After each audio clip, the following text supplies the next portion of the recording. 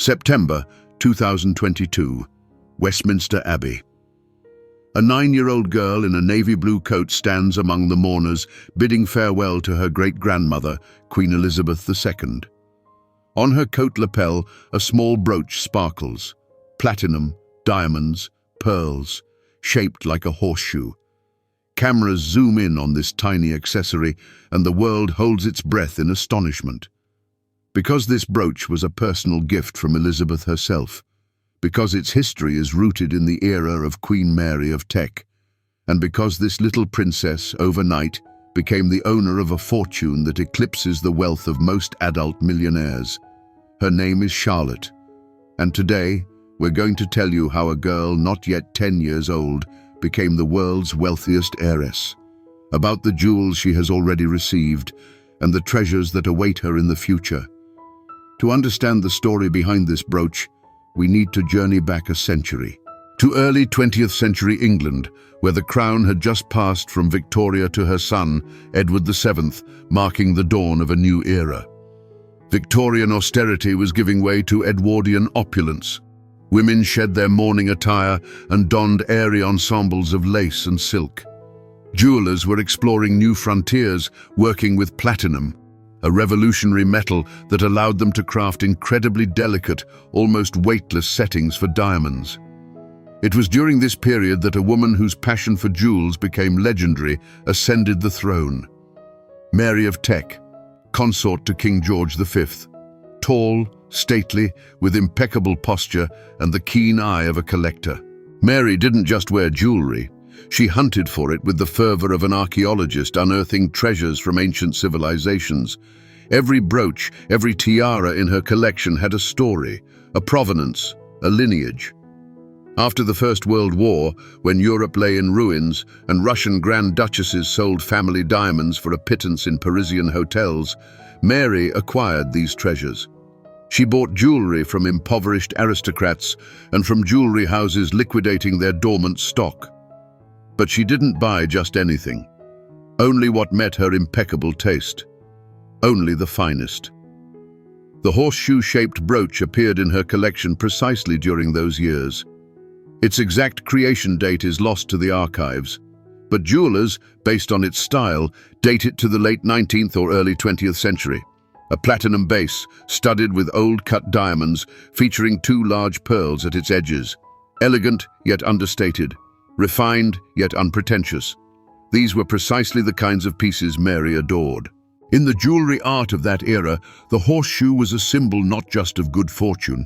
It was a mark of belonging to the equestrian world, to aristocratic leisure, to the life of country estates with their stables and hunts.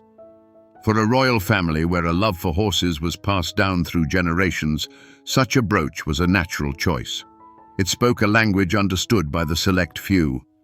No one knows for sure whether Mary commissioned this brooch herself or acquired it from a European aristocrat.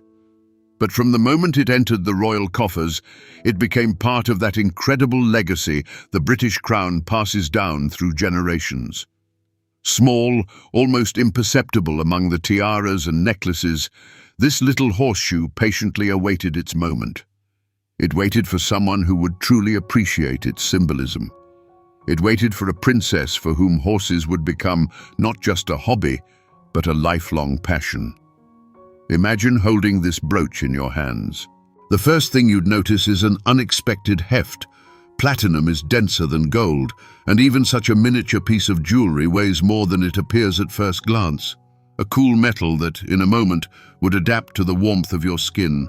A smooth surface, polished to a mirror sheen a century ago. The horseshoe shape is rendered with jeweler's precision. This isn't a mere stylized interpretation or an abstract design. The artisan who created this brooch was clearly intimately familiar with actual horseshoes. Every detail is visible. 7 nail holes, the characteristic curve, even a slight asymmetry that lends the horseshoe a living, authentic quality. The platinum foundation serves as a framework for a scattering of diamonds. 48 stones, each no larger than a pinhead, yet chosen with incredible meticulousness. These are old-cut diamonds, known as European cuts. 58 facets instead of today's 57. a higher crown, a smaller pavilion. In daylight, they don't produce the dazzling sparkle of modern stones, but rather a soft, almost buttery glow. However, by candlelight or electric light, they ignite with an inner fire that captivates and holds the gaze. It was precisely for this effect that Edwardian-era jewelers prized the old cut. 2 pearls crown the ends of the horseshoe, large, perfectly round, with a warm, creamy hue. These are natural pearls, grown in an oyster without human intervention. Today, such pearls are worth dozens of times more than cultured ones. In the early 20th century, they were the standard for royal jewelry. The pearl's surface isn't perfectly smooth. If you look closely, you might notice tiny irregularities, natural hallmarks of authenticity. It is these imperfections that render them priceless. The technique for setting the stones is called pavé, which is French for, quote, zero. The diamonds are set so closely that the metal is almost invisible, creating the impression of a continuous, glittering surface. This required incredible skill. Each stone had to be secured with microscopic prongs that hold the diamond without obstructing the light. Its work demanding nerves of steel and absolute precision of movement. One wrong stroke of the graver and the stone is ruined, a month's work wasted. On the reverse side of the brooch, hidden from view, tiny hallmarks are engraved. The platinum purity mark. Perhaps the artisan's initials. These markings are legible only under a magnifying glass, but they are important. They attest to the authenticity, the origin, the place of this piece in the history of jewelry art. The clasp is a simple pin with a safety catch. No complex mechanisms. Reliability above all else. The brooch measures approximately 4 centimeters in length. Its width is slightly less. Miniature by the standards of ceremonial jewelry, but it is precisely this modesty that makes it versatile. It can be worn on a coat lapel, on a dress collar, on a hat. It doesn't overshadow an outfit, but complements it. It doesn't shout about the owner's wealth, but whispers of her taste and standing. This embodies the entire philosophy of Edwardian jewelry art. Elegance is more important than ostentation. Symbolism is more important than size. Mary of Teck passed away in March of 1953, just 10 weeks before her granddaughter Elizabeth's coronation. She didn't live to see the day when the young 26-year-old woman would enter Westminster Abbey to become queen, but she left her a legacy that surpassed any riches. Hundreds of jewels, tiaras, necklaces, brooches, bracelets, each with a story, each with a soul. Amidst this sea of treasures, the little horseshoe brooch could have been lost. But Elizabeth noticed it, perhaps because she recognized a kindred spirit within it. From childhood, Princess Lilibet, as she was known in the family, adored horses. At 8 years old, she begged her father to let her ride. By the age of 10, she was already an excellent horsewoman.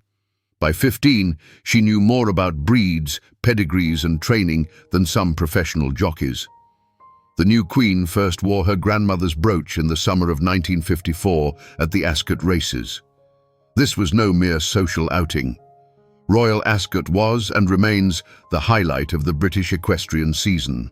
5 days where aristocracy, industrialists and simply horse lovers gather. For Elizabeth, it was a pilgrimage. She never missed Ascot, even during the most challenging years of her reign. That day, she appeared in an elegant blue suit by Hardy Amies, the leading royal couturier of those years. A fitted jacket, a calf-length pencil skirt, a small brimmed hat. And on the jacket's lapel, the horseshoe sparkled. Tiny, almost unnoticeable to those standing at a distance, but those nearby saw it clearly. They saw the diamonds shimmering in the sun. They saw the symbol. The newspapers the next day wrote not about the suit or the hat, they wrote about the brooch. Fashion commentators grasped the message. The young queen, who had ascended the throne a year prior, was declaring her priorities. Horses were not a hobby for her, they were a passion, and she had no intention of relinquishing that passion for the sake of the crown. Her grandmother's brooch became a manifesto, a statement about who she truly was. From that day on, the horseshoe transformed into one of Elizabeth's favorite accessories for equestrian events. She wore it to races, to visits at stud farms, to award ceremonies for Derby Stakes winners. Each time, the brooch conveyed the same message. This isn't just a queen. This is a woman who understands horses, who feels them, who belongs to this world. Collectors and jewelry historians began tracking the brooch's appearances, photographing, cataloguing. By the end of the 1960s, it already had a reputation of its own. Not the most expensive, not the most conspicuous, but one of the most personal. One of those pieces that revealed the true Elizabeth, the woman behind the monarch's mask. Elizabeth II reigned for 70 years. Over those decades, she wore the horseshoe brooch more than 100 times. Each appearance was recorded, documented, discussed. But there were moments when this piece of jewelry meant especially much. Moments that transformed a simple brooch into a silent witness to history. 1977, the silver jubilee of her reign, 25 years on the throne. Official ceremonies followed one after another, but for Elizabeth, the real celebration was a day spent at the royal stables in Sandringham. No cameras, no speeches, just her, the stable hands, and the horses. On the lapel of her tweed jacket, the horseshoe glittered. One of the stable hands, who had worked in the royal stables for 40 years, later recalled that day. The Queen inspected the new litter of foals, stroked them, and spoke to them in a soft voice. And when one particularly spirited foal tried to nip the brooch off her jacket, Elizabeth laughed. She laughed heartily, like an ordinary woman, not a monarch. The horseshoe survived. The foal went on to become a racing champion for 3 consecutive years. There were also dramatic moments. 1982. Intruder Michael Fagan broke into Buckingham Palace and entered the Queen's bedroom. An event that shook the entire country. Elizabeth remained calm, speaking with the intruder until security arrived. The next day, as newspapers screamed about the security failure, she went to the racetrack. She wore her beloved brooch. She showed everyone that she was not intimidated, that she continued to live her life. The horseshoe that day was a talisman, a reminder that some things are more important than politics and scandals. The brooch gained its greatest notoriety in the 1990s, a decade when the royal family endured one crisis after another. Charles and Diana's divorce, the fire at Windsor Castle, the death of the Princess of Wales. But through all this chaos, Elizabeth found solace where she always found it, in the stables. Her horses continued to win races. Her stallions produced excellent offspring. And every time she appeared at the racetrack, she wore the horseshoe. Photographers learned to read this sign. If the Queen wore the horseshoe brooch, it meant it was a good day. It meant that despite all her troubles, she was in her element. She was where she felt comfortable. The brooch became a barometer of her mood, an indicator that beneath the official mask lay a living person with simple joys. By the early 2000s, the horseshoe brooch was already legendary. It was as instantly recognizable as the Vladimir tiara or Prince Albert's sapphire brooch. But unlike those grand ceremonial jewels, this brooch was deeply personal, almost intimate. It never graced state banquets or receptions for heads of state. Only at events connected to horses. Only where Elizabeth was not queen, but simply a passionate devotee of the races. Experts have calculated that over her 70-year reign, Elizabeth wore this brooch more frequently than any other piece from Queen Mary's collection. More often than some tiaras worth millions of pounds. Because for her, it was far more than just a jewel. It was a tangible link to the grandmother she adored. It was a symbol of her true passion. It was a talisman, a bringer of good fortune. And when the time came to pass this brooch on, Elizabeth knew exactly for whom it was destined, for the one in whom she recognized herself. A little girl who, at just 3 years old, demanded pony rides and shrieked with pure delight at the sight of horses. The passing of Elizabeth II in September 2022 set in motion a mechanism the general public prefers not to contemplate: the division of an inheritance. Hundreds, if not thousands, of jewels amassed over centuries were poised to find new owners. And this is where something began that the royal family never discusses publicly: a quiet war for the jewels. Officially, everything is straightforward. There are the crown jewels, which belong to the state and pass from one monarch to the next. And then there are personal jewels, which the owner can dispose of as they see fit. The horseshoe brooch fell into the latter category. Elizabeth could bequeath it to anyone she wished, and she bequeathed it to Charlotte. But this choice raised questions. Elizabeth had 4 children, 8 grandchildren, and 12 great-grandchildren at the time of her passing. Why Charlotte specifically? Why not her eldest great-granddaughter Savannah, Peter Phillips's daughter? Why not Beatrice or Eugenie, granddaughters who had been close to the Queen their entire lives? Newspapers delicately sidestepped the issue. But in London's exclusive drawing rooms, whispers began to circulate. Talk revolved around favoritism. About William as the future king having preferential rights to family heirlooms. About how Kate Middleton skillfully lobbied for her children's interests. Particularly pointed were comments from Prince Harry's family. Although officially no one uttered a word, sources close to the Duke and Duchess of Sussex hinted that the division of the jewels was unfair.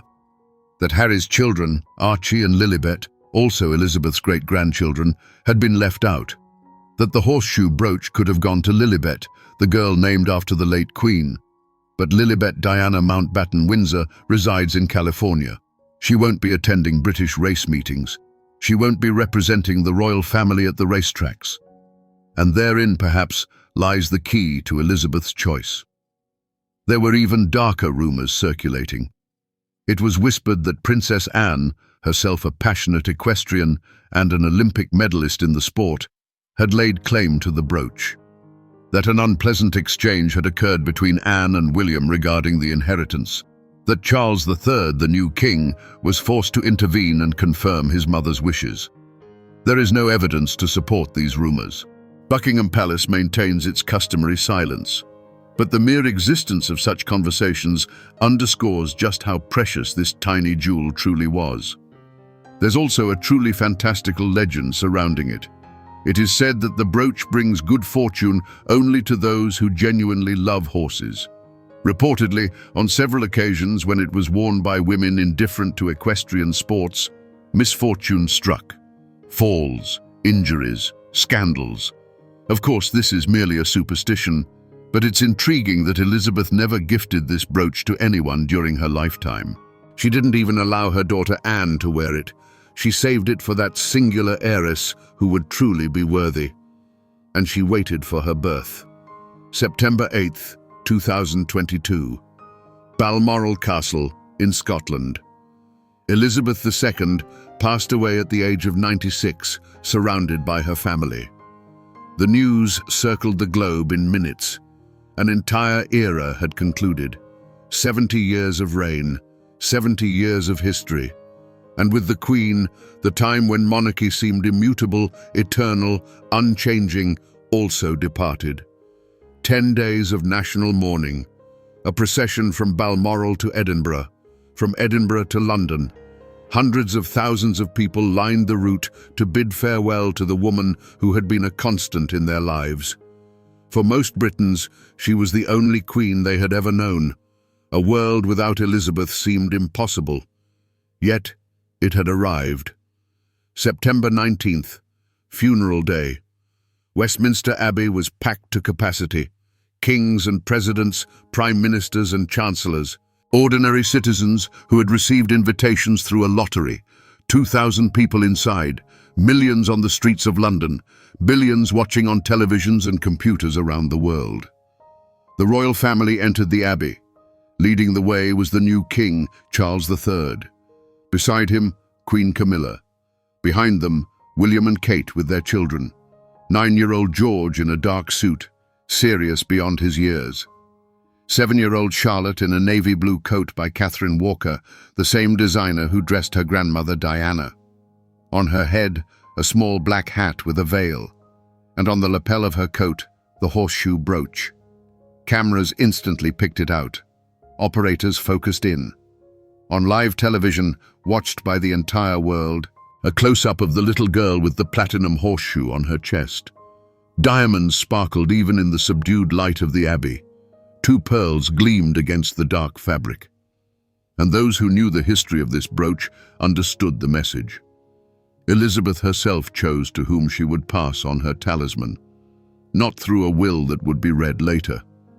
She passed the brooch on in advance, perhaps weeks before her passing, perhaps months. But she wanted Charlotte to wear it specifically on this day, for the farewell, for the entire world to see, for no one to doubt. This girl was not just an heir to a title. She was an heir to a passion, to a tradition, to that invisible yet strong core that sustained Elizabeth throughout her life. 7-year-old Charlotte sat perfectly still in the mourning pew between her brother and mother. She didn't fidget, didn't glance around, didn't play with her gloves. She understood the gravity of the moment. It would later emerge that Kate had explained to her daughter what this brooch meant, what it meant to wear it, what responsibility it carried. After the ceremony, as Elizabeth's coffin was transported to Windsor for burial in St. George's Chapel, Charlotte was photographed once more. She stood, holding her mother's hand, watching the hearse depart. The expression on her face was serious, grown up, and the brooch on her coat shone in the autumn sun, just as it had shone on Elizabeth's jackets for 70 consecutive years. On that day, one story ended and another began. The horseshoe brooch found a new owner. And although Charlotte will have many years to wait before she can wear genuine tiaras and necklaces, this tiny brooch had already made her a part of living history, a part of a tradition rooted in the era of Queen Mary of Teck. The baton had been passed. A great-grandmother had given her great-granddaughter what was most precious, not the most valuable in financial terms, but the most personal, the most significant. June 2024, London, the King's birthday, the annual Trooping the Colour military parade, a ceremony whose roots trace back to the 18th century. Thousands of soldiers in scarlet tunics, bands, the household cavalry, and the balcony of Buckingham Palace, where the royal family appears to greet the crowds. This parade was special. For the first time after several months of public absence, Kate Middleton appeared. The Princess of Wales had been undergoing treatment, and the entire world wondered when she would return to official duties. Her appearance was a sensation. An elegant white dress by Jenny Packham, a wide-brimmed hat with a black and white ribbon, a flawless smile, and beside her, her children, George, Charlotte, Louis. 9-year-old Charlotte was dressed in a delicate pale blue dress, a classic silhouette, a white collar, and a nautical style that British aristocracy so favors for children's clothing. The color of her dress perfectly harmonized with her mother's blue ensemble. But all eyes were fixed not on the dress. They were on the brooch pinned to the princess's chest, the platinum horseshoe with diamonds, that very one. This marked Charlotte's second public appearance wearing her great-grandmother's brooch. And if the first time at the funeral it was a tribute of remembrance, a farewell, this time it was a statement. The brooch was no longer a relic confined to a jewelry box. It had returned to life. It had found a new owner who wore it not as a museum exhibit, but as a vibrant piece of jewelry. Photographers didn't miss a beat. Hundreds of shots captured Charlotte on the balcony, waving to the crowd, laughing at her brother's jokes, and in every single image, the brooch was clearly visible. In the daylight, the diamonds cast that soft shimmer characteristic of antique cuts. The pearls glowed with a creamy warmth against the blue fabric. The composition was flawless. Jewelry experts released dozens of articles the following day. They analyzed and compared photographs of the brooch on Elizabeth and on Charlotte. They noted that the piece had not lost a single stone or the slightest bit of its luster over a century. They spoke of the quality of the platinum, which, unlike gold, doesn't tarnish or scratch. They admired the Queen's foresight in choosing this particular jewel for her great-granddaughter rather than more sizable or showy pieces. Fashion historians began to discuss its symbolism. The horseshoe brooch on a 9-year-old girl became a mark of generational continuity, a visual confirmation that the royal family lives not only in the present, but also in the past and the future. That traditions don't die, but are passed down. That the jewels of the royal treasury are not dead capital, but living history. What particularly stirred the public was Charlotte's effortless way of wearing the brooch. Not as a borrowed item, lent for a single day, but as her own. She didn't nervously touch it, didn't adjust it constantly. The brooch was in its place, as if it had always been there, as if it had been born with that very dress. Following the parade, an invitation arrived from the Victoria and Albert Museum.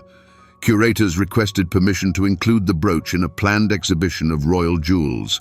They proposed displaying it alongside other treasures from Queen Mary of Teck's family. But Buckingham Palace politely declined. The brooch would remain in the princess's personal use. Because it is not an exhibit, it is a piece of jewelry. Alive, active, relevant. Appraisers attempted to determine the brooch's current value. The stones and metal alone were worth about £8,000. But its provenance, its history of ownership, and its connection to 3 generations of queens multiplied its price by dozens of times. At a private auction, such an item would fetch no less than £400,000, perhaps even $500,000 if a bidding war erupted among collectors. But its true value wasn't in the numbers. The brooch had returned to where it belonged, on the lapel of a dress, at a parade, in public, in the hands of a girl who, like Elizabeth once did, adores horses and eagerly awaits the day she can participate in adult races. The brooch's second birth occurred not in a museum display case, but under the London sun, on a palace balcony, at the center of millions of gazes. And this was precisely what Elizabeth had wanted. The horseshoe brooch is only the beginning, only the visible tip of the iceberg. Behind the scenes, in the armored vaults of Buckingham Palace, in the safes of Coutts Bank, which has served the royal family since the 18th century, lie treasures that belong or will belong to Princess Charlotte. And the total value of this inheritance gives pause even to financial analysts accustomed to dealing with astronomical figures. Let's start with what already officially belongs to the 9-year-old girl. According to Elizabeth II's will, which was partially unveiled in March 2023, Charlotte received more than just the horseshoe brooch. She also inherited 3 other jewels from her great-grandmother's personal collection. First, a flower basket brooch. Fashioned from gold, enamel, diamonds and rubies, it was created in 1940 by Cartier as a gift for Queen Elizabeth, the Queen Mother. In 1953, it passed to Elizabeth II. This exquisite brooch measures 5 centimeters in height, featuring 128 rose-cut diamonds, 36 calibrated rubies, and enamel petals showcasing the delicate plique-à-jour technique, where the enamel gleams with the translucence of stained glass. Its estimated auction value would hover between £250,000 and £350,000 British pounds. Next, a strand of pearls. At first glance, it appears deceptively simple, even understated. 49 perfectly sized pearls, each measuring between 8 and 9 millimeters in diameter. But these aren't just any pearls, they are natural, wild pearls, harvested from the waters of the Persian Gulf in the early 20th century. Before the Second World War, such pearls commanded a higher price than diamonds. Today, a single natural pearl of this exceptional quality fetches between 10,000 and 15,000 British pounds. Now, multiply that by 49. The minimum value of this strand alone, 490,000 British pounds. And that's before considering its invaluable royal provenance. Third, a dazzling pair of aquamarine pendants. Each gemstone weighs an impressive 22 carats. They boast the purest blue hue of Brazilian aquamarines, cut in a step-faceted emerald style that masterfully enhances their transparency. Set in platinum, they are accented with delicate smaller diamonds. These earrings once graced Queen Mary, then Queen Elizabeth.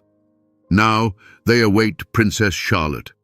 When she comes of age and can adorn herself with them, their worth will be no less than 180,000 British pounds for the pair. Adding up this confirmed inheritance from Queen Elizabeth, we arrive at approximately 1,200,000 British pounds in jewellery. And believe us, that's just the beginning, because there's another legacy to consider. One more delicate, more poignant. The breathtaking jewellery collection of Princess Diana. When Diana tragically passed away in 1997, her personal jewellery collection was valued at 7 million British pounds. According to her will, everything was to pass to her sons, William and Harry, and through them to their wives and children. In 2010, when William proposed to Kate, he presented her with Diana's famous sapphire engagement ring. This iconic piece features a 12-carat oval sapphire from Sri Lanka encircled by 14 dazzling diamonds. Today, this ring alone is worth approximately 385,000 British pounds. But Diana's collection held other treasures as well. For instance, the Spencer tiara, a cherished heirloom of her family. Crafted from gold, silver and diamonds, it takes the form of a delicate wreath of leaves and tulip blossoms. While this tiara belongs to the Spencer family, it has traditionally been worn by brides of the house on their wedding day. Kate famously wore it. And one day, when Princess Charlotte walks down the aisle, she too will grace her grandmother's tiara. The Spencer tiara is currently valued at 4 million British pounds. Then there's the pearl and diamond necklace Diana wore to a reception in Australia in 1985. Featuring 7 strands of luminous pearls secured by a heart-shaped diamond clasp, this exquisite piece currently resides in a vault, awaiting the day Princess Charlotte is old enough to wear it. Its estimated value is around 200,000 British pounds. Also in the collection is a platinum brooch featuring the Prince of Wales's 3-feathered emblem, a powerful symbol of the title. Adorned with emeralds and diamonds, Diana wore it on 2 occasions. Its appraisal stands at 90,000 British pounds. Let's not forget a sapphire and diamond bracelet, a heartfelt gift from Prince Charles. It features 7 striking sapphire cabochons interspersed with shimmering diamond links. Its market value today is 120,000 British pounds. Now, let's tally up the inheritance from Diana that is destined for Charlotte. That's another 4.5 million British pounds at a bare minimum. But wait, there's more. Let's add the jewels Princess Charlotte is set to receive in the future. By venerable royal tradition, when a young woman of the royal family comes of age, she is gifted a tiara. For Charlotte, the exquisite Strathmore rose tiara has already been set aside. Fashioned from gold and diamonds in the delicate form of roses, this tiara once belonged to Queen Elizabeth II's grandmother, the Countess of Strathmore. Elizabeth inherited it in 1959, and now it awaits its next wearer, Charlotte. Its estimated value? A staggering 1.5 million British pounds. There's a strong possibility that Charlotte will also inherit the Girls of Great Britain and Ireland tiara, one of Queen Elizabeth's most iconic and beloved tiaras, the very one immortalized on British banknotes and stamps. Crafted from gold and silver, it gleams with magnificent old-cut diamonds. Commissioned in 1893 by Garrard, it was a wedding gift to the young Princess Mary. She, in turn, passed it down to her granddaughter, Elizabeth. Should this tiara become Charlotte's, its market value would easily soar to 5 million British pounds. That is, if it could ever be sold. But truly, it is priceless. And let's not forget the potential inheritance from other family members. From Queen Camilla, who possesses her own formidable collection. From Princess Anne, who, despite her famously understated style, owns jewellery worth millions. And from her aunts and great-grandmothers on the Middleton side of the family, who also hold family jewels, albeit perhaps not quite as grand. By the time Charlotte reaches her 21st birthday and comes of age, her personal jewellery collection alone will be worth no less than 15 million British pounds. By age 30, when she fully inherits and gains access to the crown jewels as a princess of the blood, That staggering sum could easily double. But it's not just about the sparkle. Charlotte also stands to inherit a significant stake in the royal family's vast assets. This includes property within the Duchy of Cornwall, currently held by her father, a fund established by Queen Elizabeth for her great-grandchildren, and shares in companies that the monarchy controls through various nominees. According to Forbes magazine, in a 2023 publication, Princess Charlotte's net worth is already estimated at an astonishing $5 billion. This isn't liquid cash, of course. Rather, it's the estimated value of her future assets, her titles, and the powerful brand equity of her name. Yet, even if we strip away all that financial alchemy and focus solely on tangible assets, real estate, jewels, and investments, Charlotte is already a millionaire at 9 years old. For perspective, Blue Ivy Carter, daughter of Beyoncé and Jay-Z, is estimated to be worth around $500 million. Northwest, Kim Kardashian's daughter, hovers around the same figure. Princess Leonor of Spain's estimated net worth is approximately $20 million. But Charlotte surpasses them all, because she isn't merely the heir to a wealthy family.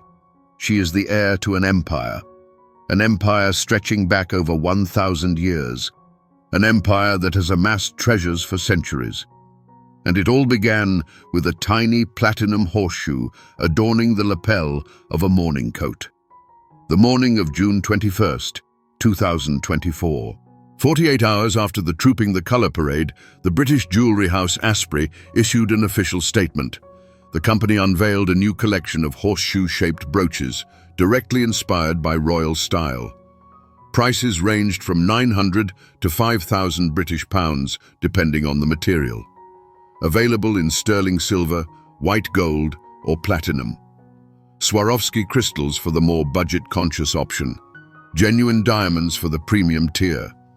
Within a week, the entire collection was completely sold out. The waiting list swelled to 2,300 people. Asprey immediately launched a second production run, followed swiftly by a third. By the close of summer 2024, sales of jewelry horseshoes in the United Kingdom had skyrocketed by 312% compared to the previous year. Such was the captivating power of a single photograph of a 9-year-old girl. But Asprey wasn't alone in capitalizing on the moment. Chinese factories flooded the market with inexpensive replicas, starting from 15 British pounds on Amazon and as low as 5 British pounds on AliExpress. Plastic masquerading as platinum, rhinestones posing as diamonds, resin crafted to mimic pearls. The quality was often dismal, but the demand was insatiable. In July 2024 alone, over 80,000 of these brooches were sold globally. Fashion influencers immediately latched onto the trend. TikTok exploded with videos featuring the hashtag #Charlotte Horseshoe Brooch. Girls and women of all ages showcased how they styled the same type of brooch as the princess, pinning them to coats, to dresses, to denim jackets, to school blazers. One video blogger from Manchester garnered 4 million views, demonstrating 12 creative ways to wear the horseshoe brooch in everyday life. Vogue UK dedicated an entire article to the brooch with the headline, Quote 1. The piece elaborated on the idea that a whole generation of young women had grown up viewing brooches as a staple of their grandmother's wardrobe, old-fashioned, dull, and utterly superfluous. Yet, one public appearance by Charlotte completely upended that perception. Suddenly, brooches were relevant again, fresh, desirable. The effect spread far beyond Britain's borders. In Japan, where the royal family traditionally enjoys immense popularity, the horseshoe brooch became the season's must-have accessory. Tokyo's Mitsukoshi department store sold 3,000 jewelry horseshoes in just 1 month. In South Korea, K-pop stars began sporting similar brooches during performances and photo shoots. In the United States, First Lady Jill Biden appeared at an official event wearing a horseshoe-shaped brooch by an American designer. Coincidence? Highly unlikely. Economists crunched the numbers, calculating the overall impact. The brand influence of Kate Middleton is estimated at approximately 1 billion British pounds annually. Every dress she wears publicly sells out within hours. Every handbag becomes a bestseller. But at 9 years old, Charlotte is already demonstrating comparable influence. According to Brand Finance, the young princess generated 120 million British pounds in revenue for the British jewellery industry in just 3 months during the summer of 2024. All from the sales of brooches, a single accessory. Sociologists began to speak of a phenomenon, a new aristocracy of taste. After decades dominated by streetwear, luxury tracksuits, and thousands of dollars sneakers, the younger generation was suddenly drawn to classicism, to elegance, to items with a story. Charlotte's brooch became a potent symbol of this shift. Not a random scattering of diamonds, but a piece of jewelry 120 years old, worn by her great-grandmother, a keepsake holding the memory of 3 generations of queens. On social media, accounts dedicated exclusively to the princess's jewelry emerged. At Charlotte Jewels amassed 200,000 followers in 2 months. Every photograph, every public appearance of the young girl was meticulously analyzed, pixel by pixel. Which brooch she wore, how it matched her dress, what it might signify. A whole new genre of royal, "tool" was born. Museums reacted with surprising speed. The Victoria and Albert Museum in London organized a temporary exhibition titled, "3." The display spanned 150 years of brooch history, from the mourning brooches of the Victorian era to contemporary designer experiments. A central display was dedicated to royal brooches, featuring photographs of Queen Elizabeth wearing the horseshoe, Queen Mary of Teck in other precious pieces, and of course, Charlotte at Trooping the Colour. The exhibition was initially slated for 3 months, but was extended to 8, attracting 400,000 visitors. Critics within the fashion establishment viewed the phenomenon with skepticism. They wrote of manipulation, suggesting that Buckingham Palace was deliberately using a 9-year-old girl for public relations. They argued that wearing a brooch at her great-grandmother's funeral was a cynical PR move, and that the House of Windsor exploited children to maintain interest in the monarchy. Perhaps there's a grain of truth in such claims. The royal family has never been naive when it comes to their public image. Every public appearance is carefully orchestrated, every detail of an outfit chosen with purpose. Yet, this doesn't negate the sincerity of it all. Charlotte genuinely loves horses. She truly was close to her great-grandmother. She genuinely values the inheritance she has received. And the brooch on her dress is more than just PR. It's a living connection to her family's history. By the end of 2024, Princess Charlotte had entered Time magazine's top 10 most influential people in the world of fashion. The only child on the list. The only one influencing an entire industry without social media accounts of her own, without giving interviews, and without signing endorsement deals. Simply by existing, simply by wearing the items passed down to her, simply by being herself. A small platinum horseshoe adorned with diamonds has embarked on an incredible journey. From Queen Mary's private collection, it traveled through 70 years, gracing Queen Elizabeth's jackets, only to find its way to the lapel of a 9-year-old girl's dress. And throughout this captivating journey, this brooch has reshaped the reality around it. It comforted a queen in times of hardship. It became a beacon of passion. It transformed into a style icon. And it compelled millions of women worldwide to rediscover the forgotten art of wearing brooches. And this, believe it or not, is only the beginning of its story. Princess Charlotte is only 9 years old. Decades stretch before her. Hundreds of public appearances, thousands of photographs. The brooch will accompany her on her wedding day, to her father's coronation, and even at the birth of her own children. It will bear witness to a new era, a new century. And when Charlotte, in the fullness of time, becomes an old woman, she will pass this very horseshoe down to her own heir, and the story will repeat itself once more. For true treasures do not age. They only gain value, accruing deeper meaning with each passing generation.